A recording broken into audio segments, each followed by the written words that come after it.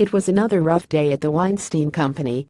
As Harvey Weinstein's sexual harassment and assault scandal continues to worsen as more and more victims come forward, his brother Bob Weinstein has become answered with troubles of his own.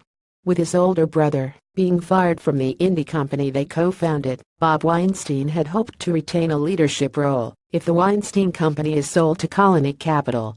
Those ambitions have been complicated after Amanda Segel, an executive producer of The Mist, revealed in an interview with Variety that Weinstein repeatedly made unwanted romantic overtures to her while she worked on the Spike TV series.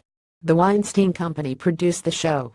The story comes days after Bob Weinstein said in a Hollywood Reporter call that he was surprised and unaware of the extent of Harvey Weinstein's alleged harassment.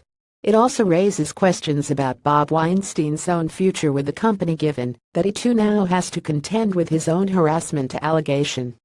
Under one scenario being raised in the press, he would continue to run Dimension, the studio's genre label, after Colony Capital buys the company. At the very least, the latest accusation signals that a company name that was already irredeemably tarnished by its association with the brothers Weinstein is moving into the smoldering ruin phase of its rapid evolution. A spokesman for the Weinstein Company board did not respond to questions about a possible investigation into Bob Weinstein's behavior. Of course, the board is getting ever more intimate. 5 members resigned in the wake of the scandal, and Harvey Weinstein stepped down from the board on October 17 after being fired on October 8. That leaves the board with a total of 3 members, one of whom is Bob Weinstein himself. So far, Bob Weinstein is hitting back. He's hired Bert Fields, a prominent attorney who has represented a number of big Hollywood names including Tom Cruise, Michael Jackson and John Travolta. In a statement, Fields said that Segel's claims were riddled with false and misleading assertions and hinted that emails would exonerate his client.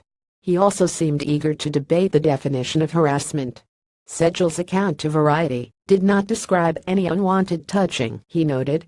There is no way in the world that Bob Weinstein is guilty of sexual harassment, and even if you believed what this person asserts, there is no way it would amount to that, Fields said.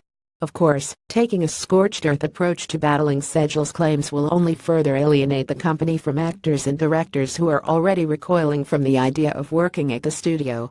As it stands, there's an apocalyptic atmosphere at the company's offices. Employees continue to come into work, but a pall has been cast over the entire operation, according to insiders. They say the Weinstein Company staffers aren't sure how much longer they will have jobs and are treating each check like hazard pay. They also wonder what Colony Capital wants to do with the studio, if it buys it at what will likely be a fire sale price. Colony Capital was a one-time owner of the Weinstein's former company Miramax, which had acquired from the Walt Disney Company. Despite Bob Weinstein's public insistence that it's business as usual at the company, and that many employees remain committed to staying in the fold, resumes are being circulated all over town and chits are being called in as the nearly 200 staffers look for a safe landing spot. Smelling blood in the water, rival distributors have started reaching out to producers of finished, yet released films that are housed at the Weinstein Company to see about extricating them from the morass. The Current War, a historical biopic with Benedict Cumberbatch, and The Upside, a dramedy with Kevin Hart and Bryan Cranston, are among the projects that other studios think could have some commercial upside if the Weinstein Company should decide to sell them. Even before Segel accused Bob Weinstein of harassment, agents were advising their clients to steer clear of TWC. It's viewed as toxic, and there is a widespread belief that any reps for any films that get released under the studio's banner, even in a rechristened form, will face a barrage of questions from reporters about the Harvey Weinstein scandal, as well as likely inquiries about his younger brother. That could lead to some uncomfortable moments as actors go on the talk show circuit to pitch Weinstein-backed projects. With Harvey Weinstein gearing up for a legal challenge, an ugly situation stands to get even more hideous.